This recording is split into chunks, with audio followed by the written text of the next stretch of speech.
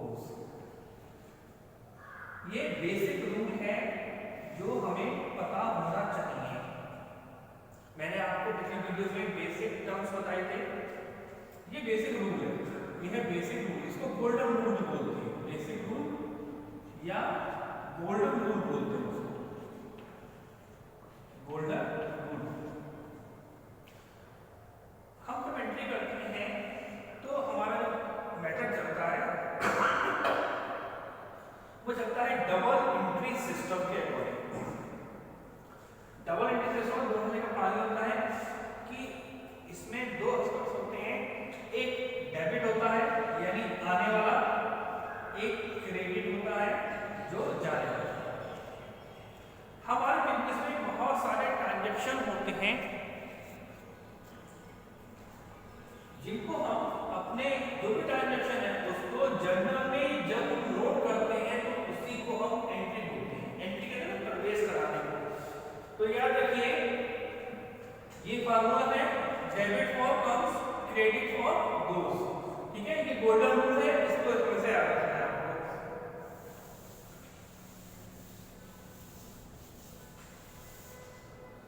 तो देखिए जो हमारा ये रूल है एंट्री, अब एंट्री में भी हमारी कुछ कंडीशन होती है कि हम सारे ट्रांजैक्शन को एंटर नहीं करने दे सकते। तो कौन कौन से ट्रांजैक्शन होंगे हमारे जिनको हम जर्नल में एंट्री देंगे? सबसे पहला होता है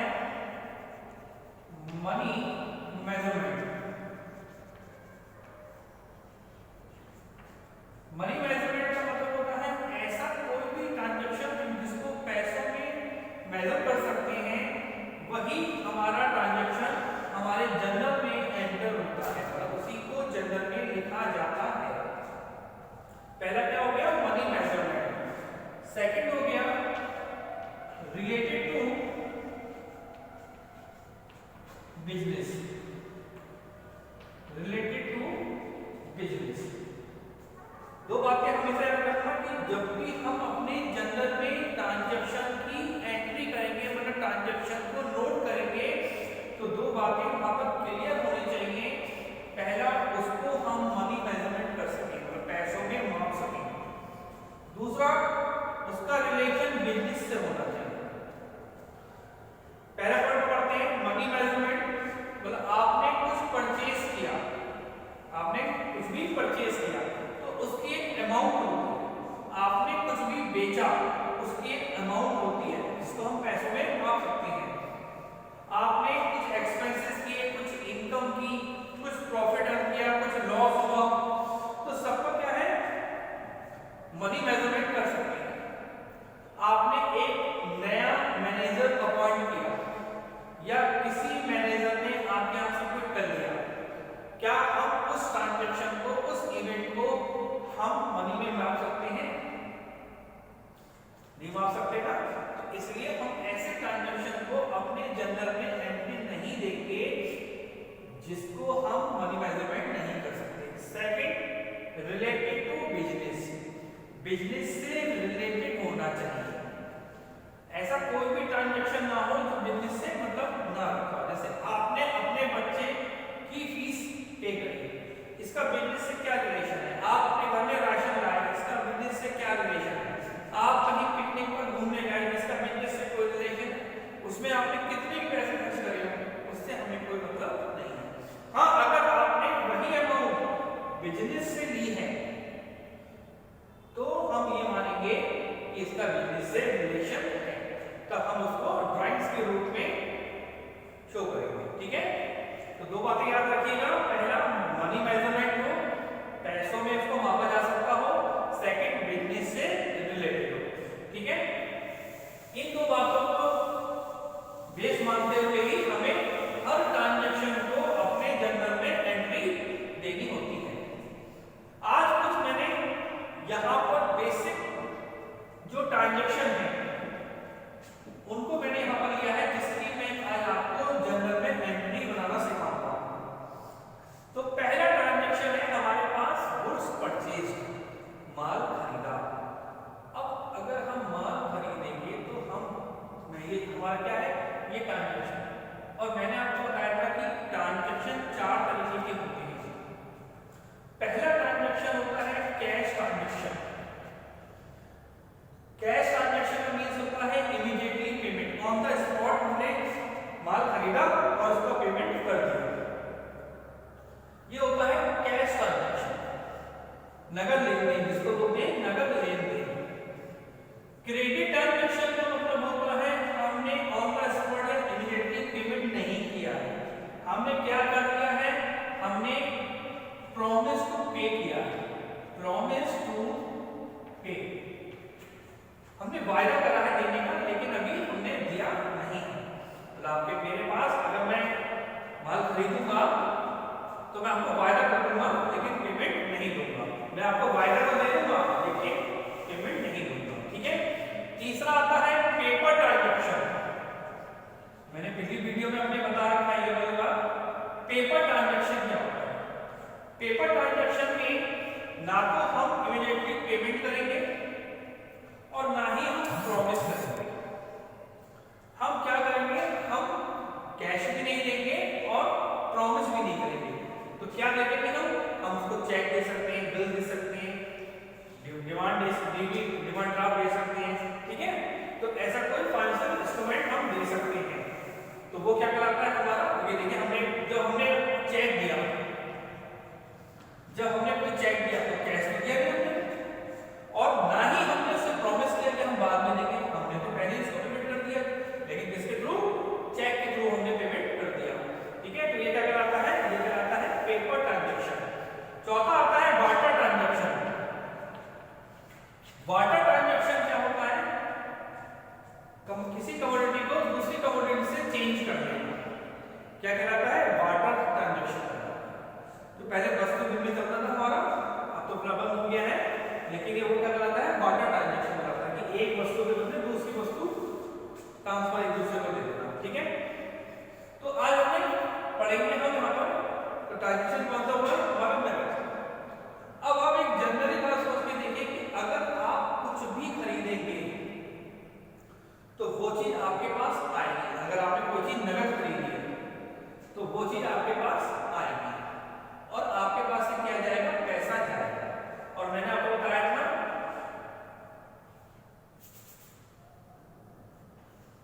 कि जो आता है उसको डेबिट करते हैं और जो जाता है उसको हम क्रेडिट करते हैं, ठीक है। क्रेडिट का साइन होता है टू, क्रेडिट का साइन होता है टू। मान लीजिए हमने कुछ परचेज किया तो मैंने आपको बताया था कि परचेज वर्ड का मतलब होता है उस माल को खरीदना जिसका हम बिजनेस करते हैं या जिसमें हम डील करते हैं। तो अगर हमने परचेज की तो दूसरी परचेज किया होगा तो एंट्री बनेगी परचेज, परचेसेस अकाउंट डेबिट और क्या जाएगा आपके पास से, कैश जाएगा। तो अब क्रेडिट का साइन क्या होता है, मैंने आपको टू, क्रेडिट का साइन होता है टू, तो यहां लिखेंगे टू कैश अकाउंट। हमने माल खरीदा यानी हमारे पास खरीद आई और खरीद किसको बोलते हैं, खरीद उस माल को बोलते हैं, मैं फिर बता रहा हूं, खरीद उस माल को बोलते हैं जिसमें हम डील करते हैं। बाकी सबके लिए अगर कुछ और खरीद रहे हैं तो उसके लिए बाउंड का यूज होगा, लेकिन सिर्फ गुड्स के लिए, गुड्स होता है वो आइटम जिसमें हम डील करते हैं। तो purchases account debit to cash account. तो हमने क्या किया, नगद माल खरीद लिया, माल आया और पैसा चला गया, ठीक है। अब आते हैं आप क्रेडिट ट्रांजैक्शन में। देखिए आप माल खरीदे या नगद खरीदे, माल तो आपके पास आना ही आना है। तो एंट्री बनेगी परचेज अकाउंट डेबिट, जो आया उसको डेबिट किया जाएगा। अब टू गया कौन, अब प्रॉमिस गया, अब प्रॉमिस गया किसी न किसी नेम में गया होगा, तो जिस ये नेम हो जाएगा टू नेम, जिससे भी हमने माल खरीदा है उसका यहाँ पर नाम आए, या हम उसको बोल सकते हैं क्रेडिटर।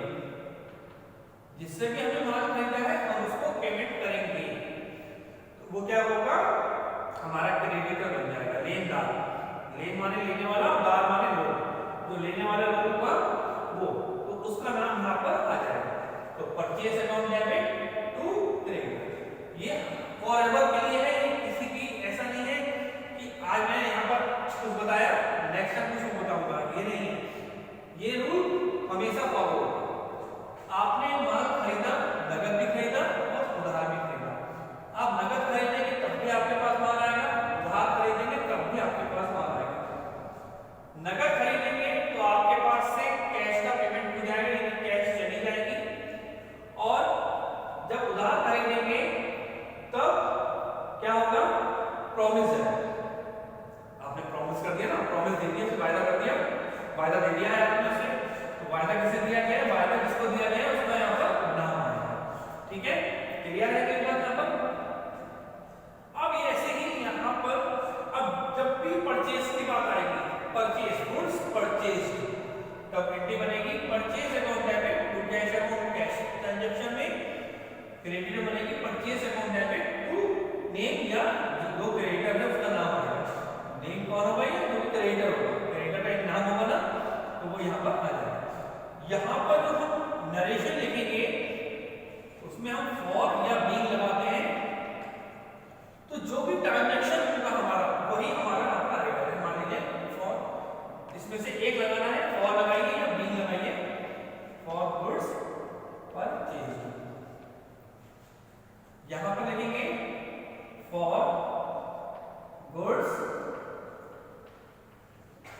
परचेज्ड फ्रॉम, जिसका भी नाम होगा वो नाम यहां पर आ जाएगा। ठीक है, अब आते हैं परचेज रिटर्न। आपने माल खरीदा, दोनों ही कंडीशन में माल खरीदा था, दोनों ही कंडीशन में आप क्या करेंगे, माल को वापस भी कर सकते हैं। मान लीजिए अभी आप एक आइटम लेके आए, वो आपको पसंद नहीं आया, आपने कोई चीज खरीदी आपको पसंद नहीं आया, तो फिर क्या करेंगे, आप उसको वापस कर देंगे। तो जब आप किसी आइटम को आपने खरीदा था तो वो आइटम आपके पास आया था, पैसा आपके पास से चला गया था। अब अगर मान लीजिए इसको आप वापस करेंगे तो आपके पास क्या आएगा, कैश अकाउंट डेबिट, और क्या जाएगा, टू परचेज रिटर्न अकाउंट, क्या जाएगा, टू परचेज रिटर्न अकाउंट। ठीक है, परचेज देखा जाए तो परचेज ही आई है और परचेज ही गई है, लेकिन परचेज अकाउंट ऐसा होता है तो कभी भी क्रेडिट नहीं हो सकता, परचेज अकाउंट कभी भी क्रेडिट नहीं होता है।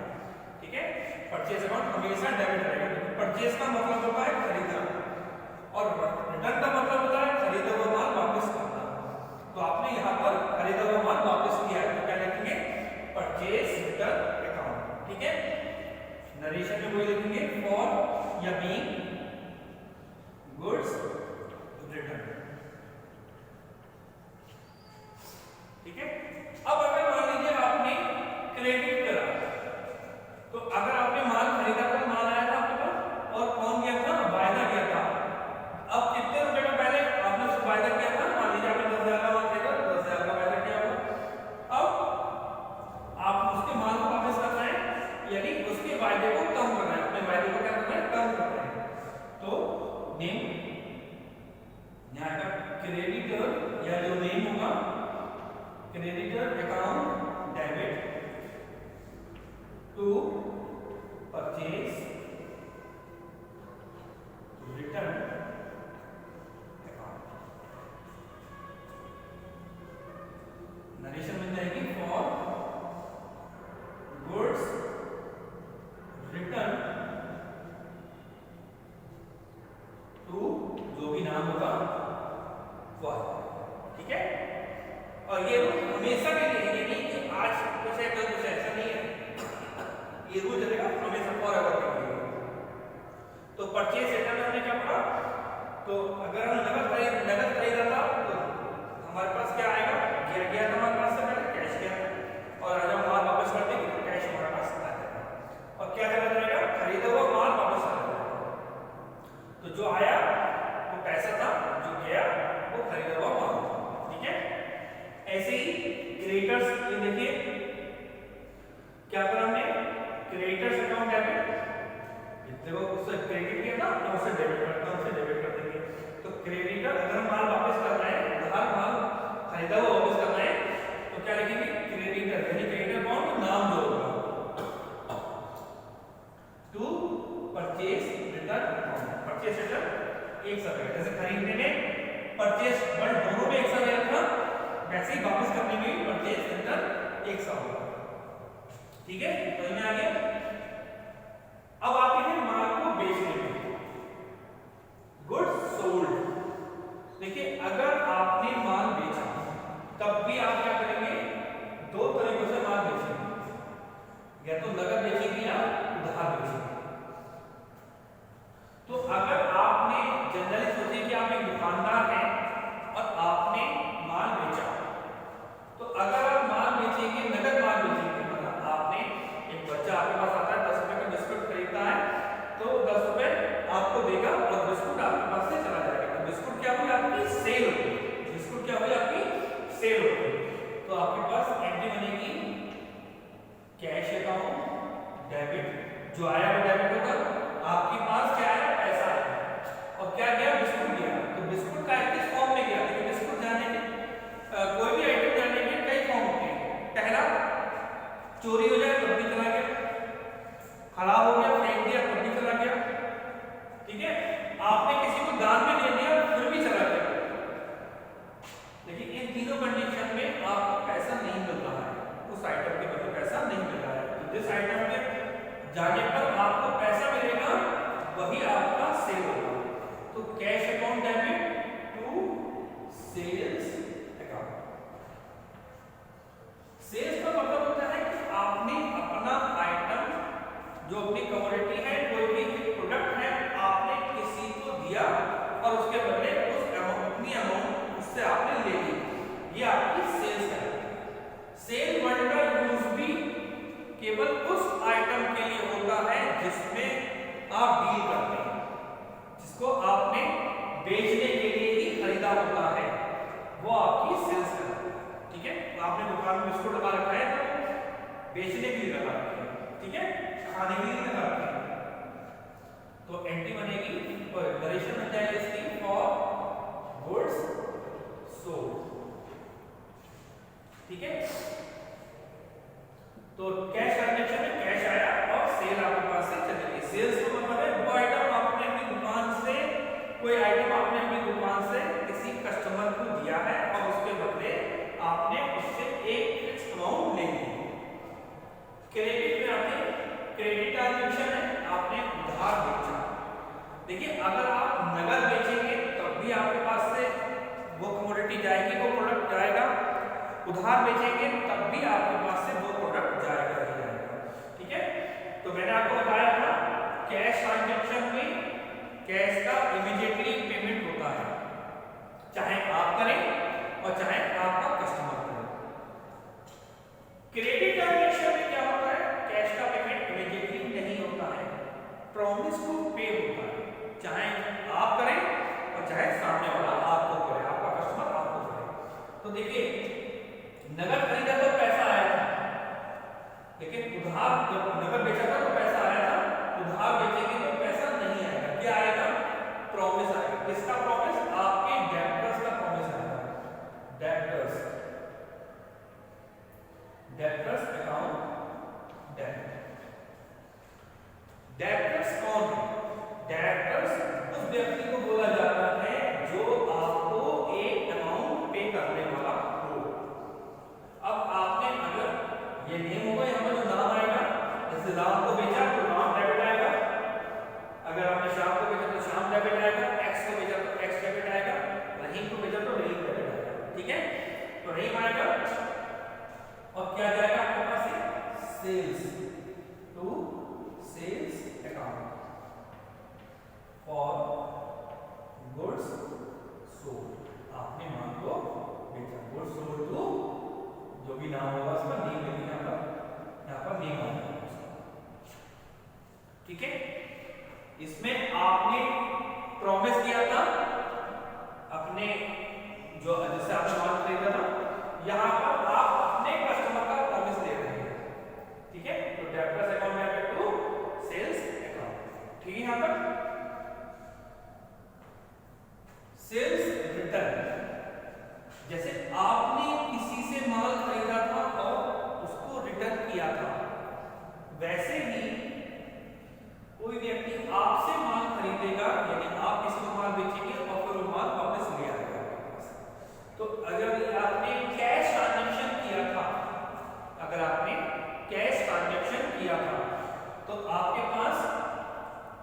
पैसा आया था, जब आपने बेचा था तो पैसा आया था।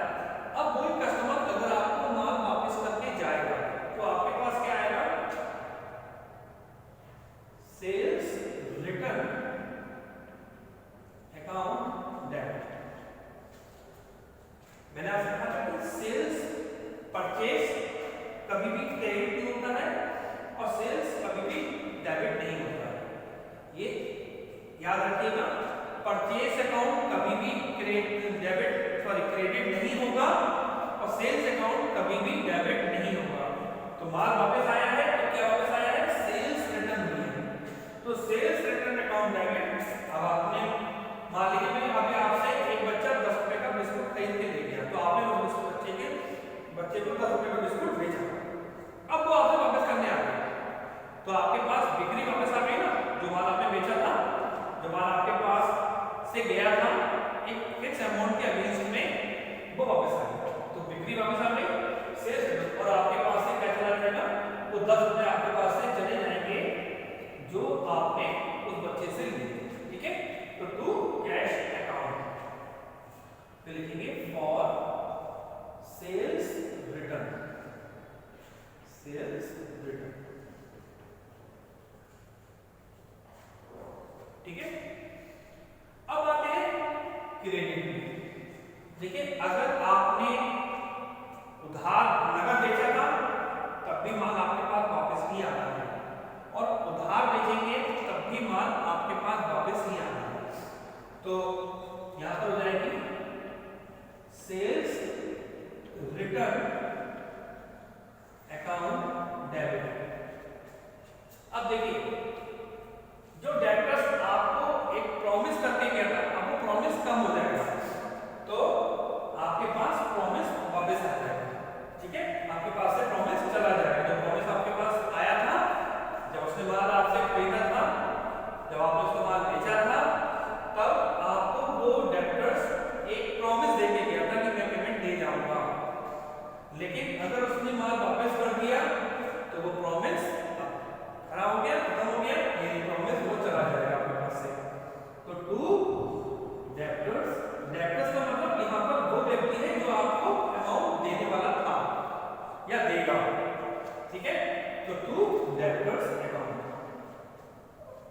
यहाँ पर नेम याद रखिएगा, यहाँ पर जो नेम होगा उसके साथ अकाउंट नहीं लगेगा, यानी हम कभी भी नेम के साथ अकाउंट नहीं लगाते हैं, ठीक है। यहाँ पर मैंने डेब्टर्स अकाउंट लिख दिया है क्योंकि तो डेब्टर्स की बात कर रहे हैं। अगर यहाँ पर नेम होगा, मान लीजिए राम होगा, तो हम लिखते केवल टू राम, हम यहाँ पर अकाउंट नहीं लगाएंगे, नाम के साथ हम कभी भी अकाउंट नहीं लगाते, ठीक है। यहाँ पर समझ में आ गया, आगे अब बात करते हैं हम अपने एक्सपेंसेस की। देखिए एक्सपेंसेस होता क्या है, एक्सपेंसेस होता है a amount paid against the service.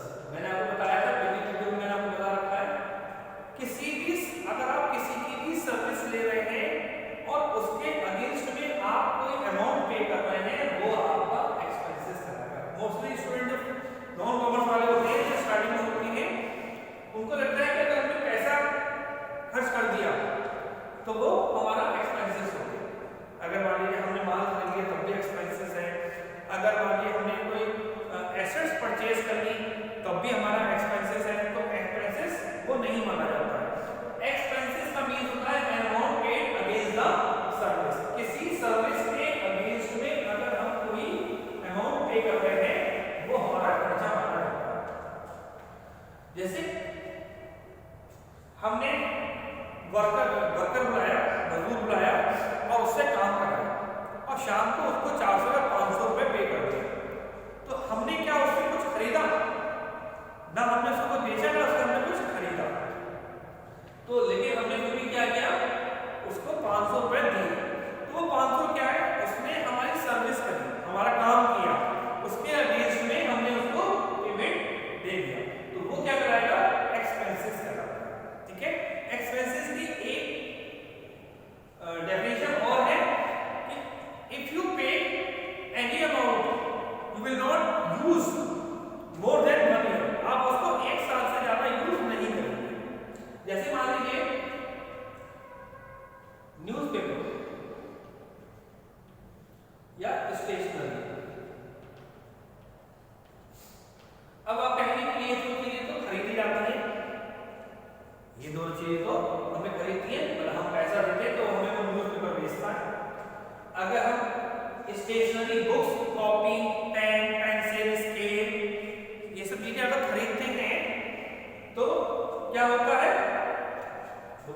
बेची जाती है, हम उसका चीज खरीदते हैं, तो वो हमारी क्यों नहीं होती है, वो हमारे एसेट्स क्यों नहीं है, वो हमारे एक्सपेंसेस क्यों माने जाते हैं? क्योंकि किसी भी न्यूज़पेपर को आप ज्यादा से ज्यादा जो यूज करेंगे वो 1 दिन 2 दिन 10-15 दिन 20 दिन, उसके बाद आप कहीं बिछा देंगे, फिर वो 15-20 दिन दिवाली दिवाली में क्या होगा, वो हटेगा, चेंज होगा, वो फिर जाएगा, नया बिक जाएगा। तो वो क्या होता है, उसको भी हम 1 साल से ज्यादा यूज नहीं कर सकते। ऐसी स्टेशनरी, आप एक पेन खरीद के लाइए, एक पेंसिल खरीद के लाइए, एक स्केल खरीद के लाइए, एक बुक खरीद के लाइए, एक कॉपी खरीद के लाइए। मान लीजिए आप बीकॉम में हैं, आपने बीकॉम की स्टैटिस्टिक्स बुक खरीदी, तो आप उस स्टैटिस्टिक्स बुक को 1 साल से ज्यादा पढ़ लेंगे? 1 साल से ज्यादा उस बुक को नहीं पढ़ा जा सकता है। हाँ, अगर फेल होना है तो अलग बात है, फेल हो के पढ़ना है तो अलग बात है, 1 साल से 3 साल लगा लीजिए। तो क्या आप उसको 1 साल से मतलब कि एक पेन को आप कितने समय यूज कर सकते हैं? अगर आप कहेंगे मैं 1 साल बाद यूज करूंगा तो पेन की साइज सूख जाएगी, बेकार हो जाएगा। ठीक है, तो याद रखिए एक्सपेंसेस होता है payment against the service and not for more than 1 year, जिसको हम 1 साल से ज्यादा यूज नहीं कर सकते। अब ये एक्सपेंसेस किसी भी फॉर्म में, खर्चा है, खर्चा किसी भी फॉर्म में आ सकता है। अगर मान लीजिए किसी माँ बाप के 4 बच्चे हैं, तो पहला, दूसरा, तीसरा और चौथा, चारों कौन कहलाएंगे? चारों कहलाएंगे तो उस पेरेंट्स के औलाद ही ना, ठीक है ना? तो चाहे ये वाला हो, ये वाला हो, ये वाला हो या ये वाला हो, कहलाएंगे तो चारों औलाद ही ना। तो ऐसे ही एक्सपेंसेस कई फॉर्म में हो सकता है, जैसे रेंट हो सकता है, रेंट पे, ये भी एक्सपेंसेस है, इसको भी एक्सपेंसेस बोलेंगे। ठीक है, आपने लाइट बिल दिया, light bill pay, interest paid, तो ये सब क्या है? ये सब हमारे खर्चे हैं।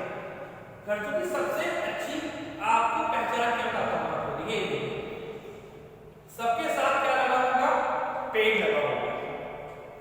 और किसी सर्विस का केस में किसी व्यक्ति ने आपको अपने घर रहने दिया, आपने उसको किराया दिया, उसने घर आपको नहीं बेचा, लेकिन घर आपको उसने सिर्फ सर्विस दी कि आप उस मकान में रह सकते हैं, मकान में रहने की सर्विस सुविधा आपको दी। Light bill paid, light company ने आपको क्या बेचा? कुछ भी नहीं बेचा, बस आपको एक सर्विस दी है, एक फैसिलिटी दी है कि अगर आप बिल पे कर रहे हैं तो आपके घर में लाइट रहेगी, पंखा चलेगा, फ्रिज चलेगा, सारे इलेक्ट्रॉनिक आइटम आपके चलेंगे। इंटरेस्ट पेड, अगर आपने किसी को कोई पैसा उधार दे रखा है तो ये भी जो फैसिलिटी है कि आपने उसकी हेल्प करी है, उसको आपने काम कराने के लिए अमाउंट पे किया, उसके अगेंस्ट में वो आपको क्या दे रहा है? इंटरेस्ट पे कर रहा है। ठीक है, तो ये सब क्या है? ये सब खर्चे, और सबके आगे क्या लगा होगा? पेड लगा होगा, पेड। ठीक है, तो एक्सपेंसेस क्या होता है? एक्सपेंसेस की जनरल एंट्री बनती है expenses account debit to cash account. देखिए, कोई भी खर्चा अगर आप करेंगे तो खर्चा आपके पास आएगा, जब खर्चा आता है तभी तो पैसा जाता है। तो एक्सपेंसेस अकाउंट, अब ये एक्सपेंसेस का कोई भी नाम हो सकता है, कोई भी नाम हो सकता है। इसका नाम रेंट भी हो सकता है, इसका कमीशन हो सकता है, इसका ऑडिट फीस हो सकती है, इसका ट्रैवलिंग एक्सपेंसेस हो सकता है, कोई भी नाम हो सकता है। तो यहाँ पर उस नाम को लिखेंगे। ठीक है, जैसे रेंट पेड हुआ तो rent account debit, commission paid हुआ commission account debit, interest paid हुआ इंटरेस्ट अकाउंट डेबिट, हमेशा क्या आएगा? कैश। और लिखेंगे for expenses paid, expenses paid. ठीक है, अब आता है इनकम, इसका जस्ट अपोजिट होता है इनकम। इनकम क्या होती है? इनकम मैंने भी एक्सपेंसेस बताया था, एन अमाउंट पेड, और यहां पर होता है an amount received.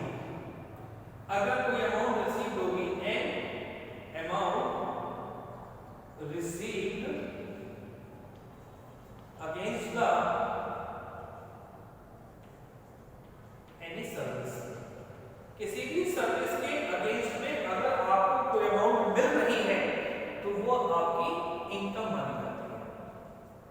An amount received against the any service, किसी भी सर्विस के अगेंस्ट में। जैसे आपने रेंट पे किया तो किसी ना किसी को तो पे किया होगा। तो अगर आपने मान लीजिए आपको रेंट रिसीव हुआ, rent receive,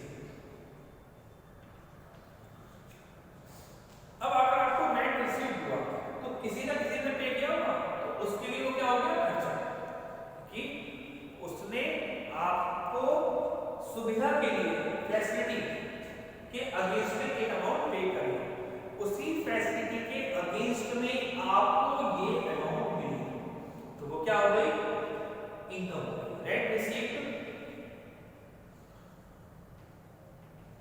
commission received,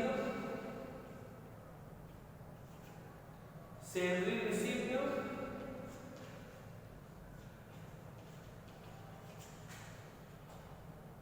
interest received.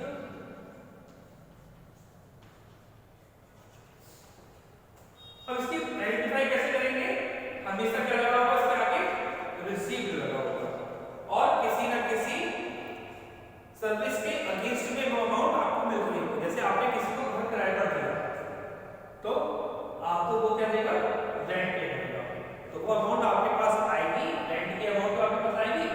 तो आपने अपने जो टेनेंट है उसको कोई माल बेचा थोड़ी ना, कोई आइटम नहीं बेचा है, आपने बस एक फैसिलिटी दी है मकान पे रहने की, तो उसके अगेंस्ट में आपको उसने क्या दिया, रेंट दिया। कमीशन, आपने किसी का माल सेल किया या किसी और तरीके से उसकी कोई हेल्प करी, तो उसके अगेंस्ट में उसने आपको क्या दिया, कमीशन। आप कहीं जॉब करते हैं, आपने आपके एम्प्लॉयर ने आपको सैलरी दी, तो उसने आपको कुछ बेचा थोड़ी ना, आपने उसको कुछ बेचा है, तो सिर्फ आपने अपनी सर्विस दी, उसके अगेंस्ट में उसने आपको सैलरी दी। इंटरेस्ट रिसीव, आपने किसी को कोई अमाउंट पे करी होगी, किसी को लोन दिया होगा, उस लोन के अगेंस्ट में उसने क्या दिया आपको, इंटरेस्ट दिया, तो ये क्या हो गया आपकी इनकम। आइडेंटिफाई कैसे करेंगे, रिसीव्ड लिखा होगा। दो वर्ड में मोस्टली जो एक्सपेंसेस हो या इनकम हो, और भी दो वर्ड में रहेंगे, rent paid, rent received, commission paid, commission received, salary paid, salary received, interest paid, interest received, audit fee pay, audit फी रिसीव्ड। ठीक है, तो ये सारे क्या होते हैं हमारे इनकम। तो एंट्री बनेगी इसकी। अब आप कोई भी इनकम करेंगे तो आपके पास क्या आएगा, पैसा आएगा, cash account debit to income, to income account. अब ये इनकम कोई सी भी किसी फॉर्म में हो सकती है, ये इनकम किसी भी फॉर्म में हो सकती है, रेंट की फॉर्म में हो सकती है, इंटरेस्ट के फॉर्म में हो सकती है, सैलरी की फॉर्म में हो सकती है, या किसी भी फॉर्म में हो सकती है। नरेशन बनेगी इसकी फॉर इनकम रिसीव्ड। ये इनकम नहीं आएगा, इनकम का नाम आएगा, यहाँ पर भी एक्सपेंसेस नहीं आएगा, एक्सपेंसेस का नाम आएगा, यहाँ पर भी, यहाँ पर दोनों जगह सिर्फ नाम आएगा। यानी आप एक्सपेंसेस लिखे आएंगे यहाँ जाके, वहां पर आपको पहले जैसे वेजेस पेड करें, तो wages account debit to cash account for wages paid, rent paid हुआ, rent account debit to cash account for rent paid. ठीक है, इसको नोट कर लीजिए, फिर आगे पढ़ाता हूं।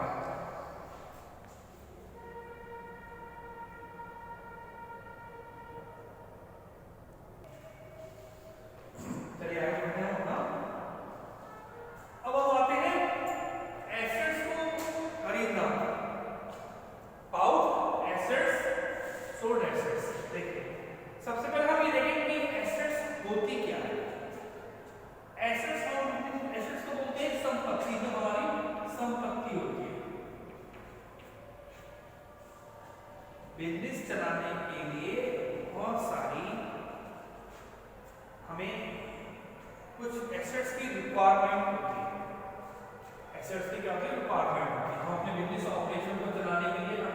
बहुत सारी एसेट्स को परचेज करना पड़ता है। तो एसेट्स के दो मेन पॉइंट हैं जिनको आपको याद रखना है। पहला, एनी अमाउंट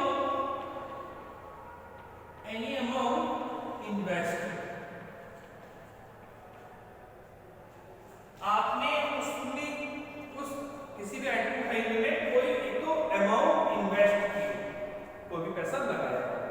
सेकंड पॉइंट होता है बेनिफिट इन फ्यूचर,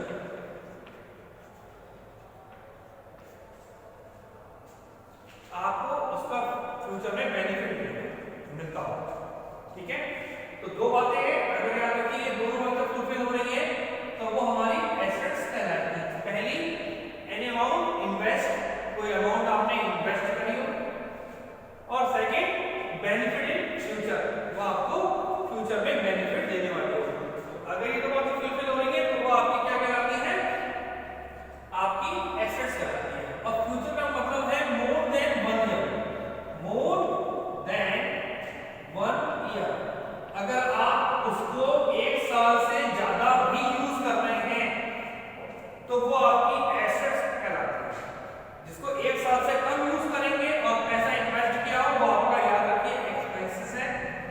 लेकिन अगर आप उसको मोर देन 1 ईयर, 1 साल से ज्यादा यूज कर रहे हैं तो वो आपकी एसेट्स मानी जाती है। ठीक है, क्लियर है मेरी बात?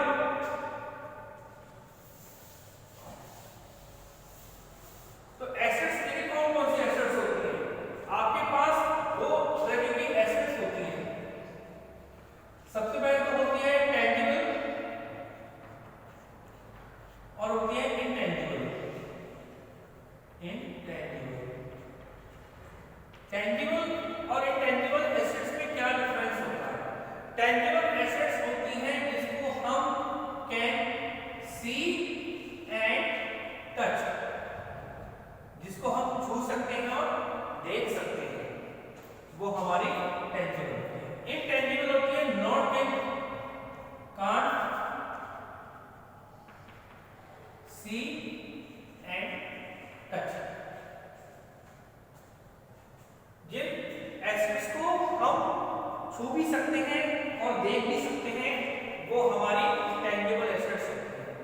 ठीक है, कैन सी एंड टच, और इनटेंजिबल होती है कांट सी एंड टच, जिसको ना तो हम छू सकते हैं और ना ही देख सकते हैं। जैसे टेंजिबल में हमारी कौन कौन सी आती है? हमारी मशीन हो जाती है, प्लांट हो गया, फर्नीचर हो गया, बिल्डिंग हो गई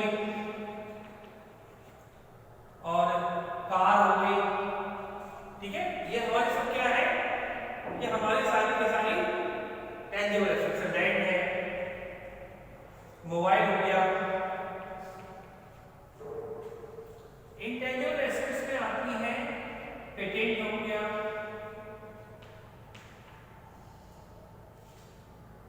पेटेंट हो गया, गुडविल हो गई, ठीक है, कॉपीराइट हो गया। ये सब क्या है? ये सारी की सारी हमारी इनटेंजिबल एसेट्स है। ठीक है, तो इसको हम टेंजिबल और इनटेंजिबल एसेट्स बोलते हैं। ठीक है, अब इन सब एसेट्स को आपको खरीदना होगा।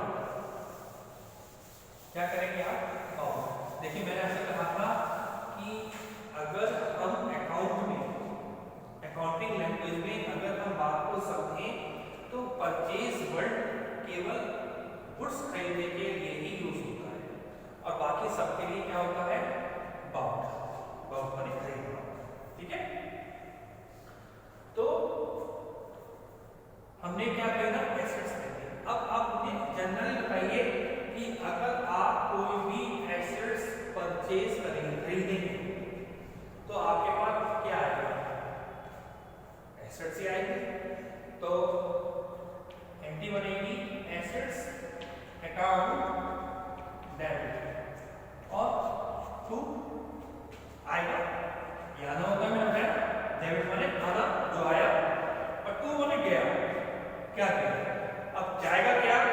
पैसा जाएगा, टू कैश अकाउंट। आपके पास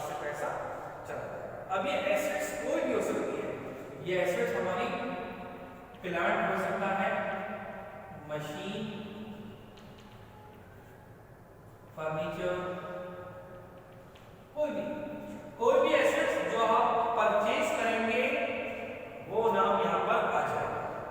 आपने कार परचेज करी, car account debit, machine purchase करी, मशीन अकाउंट डेबिट, आपने मोबाइल परचेज किया, मोबाइल अकाउंट डेबिट, आपने प्लांट परचेज किया, प्लांट अकाउंट डेबिट, आपने लैंड परचेज करी, आपने लैंड परचेज करी तो लैंड अकाउंट डेबिट, आपने बिल्डिंग परचेज करी तो बिल्डिंग अकाउंट डेबिट। और लेकिन हर कंडीशन में क्या जाएगा, पैसा ही जाएगा। ठीक है मेंबर, तो जब भी एंट्री बनाएंगे आप किसी भी एसेट्स की तो क्या लिखेंगे, एसेट्स का नेम, एसेट्स नेम जो भी एसेट्स का नाम होगा, account debit to cash account. ठीक है, अब आती है सोल्ड एसेट्स। अगर इसी एसेट्स को, इस संपत्ति को आप बेचेंगे तो जब आप बेचेंगे तो किसी भी संपत्ति को आप बेच रहे हैं, मान लीजिए आपने अपना मोबाइल बेचा, आपने मोबाइल खरीदा था तो मोबाइल तो संपत्ति है ना आपकी, क्योंकि एक साल से ज्यादा आप यूज कर सकते हैं उसको और उसमें आपने पैसा इन्वेस्ट भी किया होता है। तो अगर आपने एसेट्स को बेचा, तो अगर आप एसेट्स को बेच रहे हैं तो आपके पास क्या आएगा, आपके पास आएगा कैश। तो एंट्री बनेगी cash account debit to assets, cash account debit to assets. यहां पर लिखेंगे फॉर बाउट एसेट्स, यहां पर लिखेंगे फॉर एसेट्स सोल्ड, क्या लिखेंगे, फॉर एसेट्स सोल्ड, बेची, संपत्ति को बेचा, तो पैसा आएगा, संपत्ति जाएगी। ठीक है, या देखिए संपत्ति गई, लेकिन आपने यहाँ पर संपत्ति यानी एसेट्स का ही नाम लिखा, यहाँ पर आपने सेल नहीं लिखा, क्योंकि आपका काम एसेट्स को खरीदना बेचना नहीं है। अगर एसेट्स को खरीदना बेचना होता तो यहाँ पर परचेज और यहाँ पर सेल आता। ठीक है, यहाँ पर क्या आता, परचेज और यहाँ पर सेल आता, लेकिन आपका काम एसेट्स को खरीदना बेचना नहीं है, तो क्या आएगा, cash account debit to assets, संपत्ति जाएगी और यहाँ पर संपत्ति आएगी। ठीक है, समझ में आ गया। तो ये सारी जो जनरल एंट्रियां हैं, ये जो मैंने आपको समझाई है, ये सारी की सारी एक जैसी ही होती है, सिर्फ नाम चेंज हो जाता है। ठीक है, अब यहाँ पर आते हैं डिस्काउंट के पॉइंट। देखिए डिस्काउंट होती क्या है, एन अमाउंट, एक ऐसी अमाउंट होती है, an amount deduct in the payment on received amount. ठीक है, एक ऐसी अमाउंट जो या तो पे करने वाली हो या रिसीव करने वाले अमाउंट में से काट कर दी जाए, तो वो क्या कहलाती है, वो डिस्काउंट कहलाता है। ठीक है, ये दो टाइप्स की होती है, एक होती है ट्रेड डिस्काउंट, एक होती है कैश डिस्काउंट। देखिए ट्रेड डिस्काउंट की डेफिनेशन होती है, trade discount is without any condition. Trade discount same trade में विदाउट एनी कंडीशन दी जाती है, मतलब उसकी कोई ट्रेड डिस्काउंट करते समय कोई भी कंडीशन लागू अप्लाई नहीं होती है। ठीक है, जब सेम ट्रेड वाला बनता है उसको आपने क्या किया, दे दी। जैसे आप भी कपड़े का काम करते हैं, मैं भी कपड़े का काम करता हूँ, तो हम दोनों ने जब डील करा तो एक 10% या 5% की ट्रेड डिस्काउंट दे दी जाएगी। ठीक है, तो ये होती है without any condition, without any condition जब भी दी जाती है, और ये सेम ट्रेड में दी जाएगी, सेम ट्रेड में, सेम ट्रेड यानी एक जैसे जो लोग व्यापार करते हैं तो उसमें उनको डिस्काउंट दी जाती है। कैश डिस्काउंट होती है विद कंडीशन,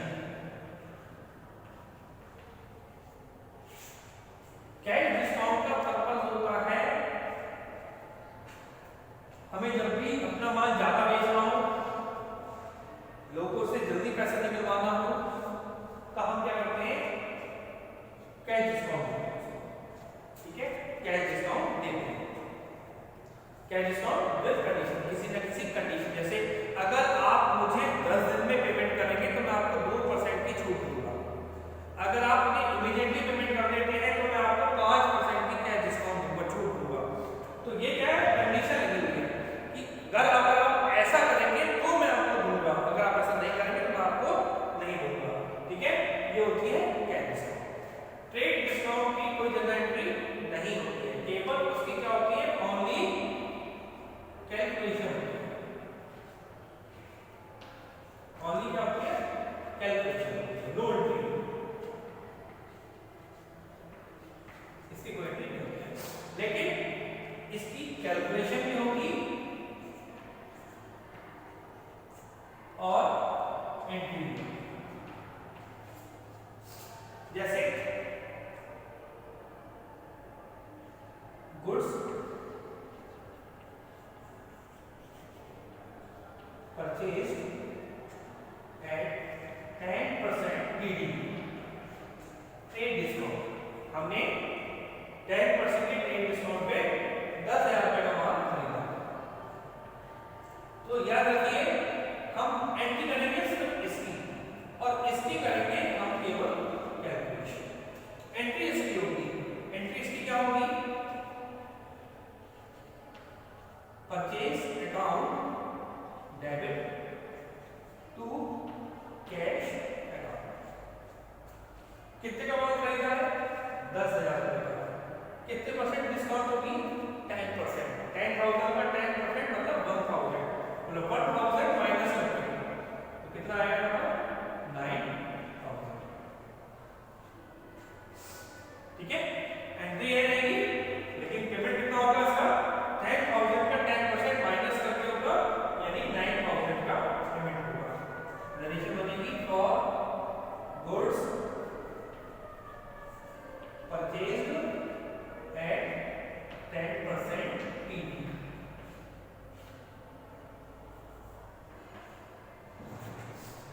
ठीक है, अब कैश डिस्काउंट की बात करते हैं।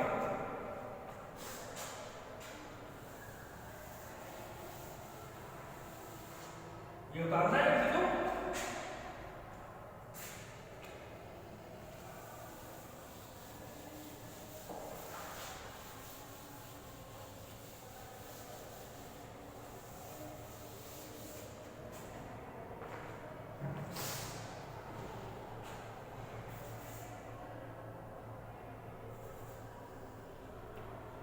Goods sold to Ravi for ₹5,000।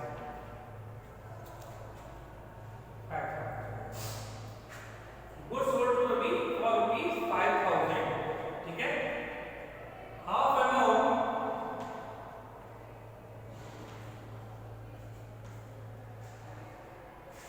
और इस पहले नीचे ला देता हूँ, उसके बाद का formula. Goods sold to Ravi for ₹5,000, ये पहली एंट्री, माल बेचा गया है हमारा। Second, cash received from Ravi with 5% CD। उससे रवि से हमें कितने मिले हैं, 5% CD पर अमाउंट मिल गई। Cash received from Ravi with 7% in full settlement, in full settlement. तो हमें रवि से कितने मिले हैं, 5,000 रुपए का हमने रवि को माल बेचा था, जनरल एंट्री बनेगी Ravi debit to sales account, माल बेचा है हमने, नाम है, उधार हुआ ये। Cash received from Ravi with 5% CD in full settlement, उसने पूरा पेमेंट करने में 5% की छूट मिली है, हमने दी है उसे। तो देखिए हमारे पास क्या आएगा, cash account debit to Ravi. देखिए रवि को हमें कितने मिले थे, मतलब रवि हमें कितना मिला था, 5,000 रुपए। तो फुल सेटलमेंट हो रहा है, इसका मतलब 5,000 रुपए से रवि चला जाएगा। अब आएगा क्या, हमारे पास पैसे आएंगे 5,000 में से 5% माइनस, यानी 250 रुपए माइनस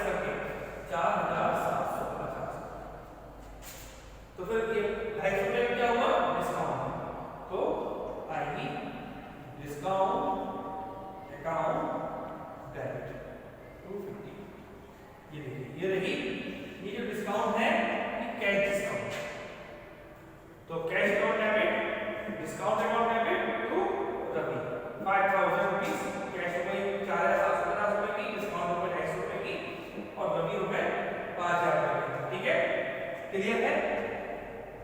समझ में आ गया? नोट कर लीजिए इसको।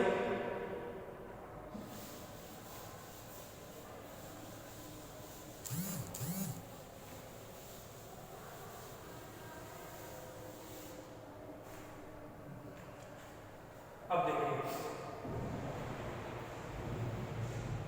अब थोड़ा सा tough. Goods sold to Ravi for ₹5,000 in which half amount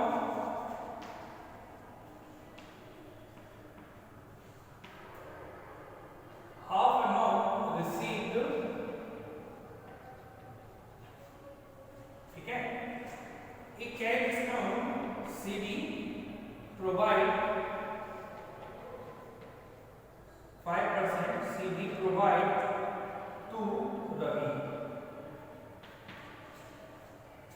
हमने 5,000 रुपए का माल रवि को भेजा है, जिसमें से उसने हाफ अमाउंट में रिसीव हो गई है, ठीक है। 5% CD provide to Ravi, 5% cash discount Ravi को दिया।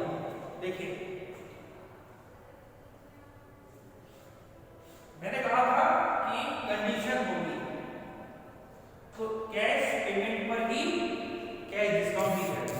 मतलब हमें रवि से कितने मिलेंगे, अब ये देखिएगा, इसमें कंडीशन देखिए, जो जनरल एंट्री बनेगी वो क्या बनेगी, रवि डेबिट, हमारे पास रवि आया, ठीक है। रवि 5,000 से आना चाहिए, लेकिन हाफ अमाउंट हमें मिल रही है, यानी हमें कैश में मिली है, तो कैश अकाउंट डेबिट। माल कितने में बेचा था हमने, टू सेल्स अकाउंट 5। अब आराम से समझिएगा इस चीज को, बहुत आराम से। हमने रवि को 5,000 रुपए का माल बेचा था, तो ठीक है, हमारी सेल तो 5,000 रुपए की ही हुई है, ठीक है। 5,000 रुपए की हमारी क्या हुई है, सेल हुई है। अब रवि ने 5,000 का माल खरीदा था, तो 5,000 में से हाफ अमाउंट उसने हमें दे भी दिया, तो हाफ अमाउंट नकद दे दिए, तो अब कितने के लिए बचा, हाफ अमाउंट के लिए वो रेगुलर, तो 2,500 रुपए के लिए। लेकिन 2,500 रुपए की पेमेंट किया है, उस पर उसको 5% की डिस्काउंट मिलेगी, ठीक है। कैश डिस्काउंट कैश पेमेंट के लिए होती है, कैश डिस्काउंट कैश पेमेंट के लिए होती है। तो कितनी मिलेगी, 2,500 का 5% निकालिए,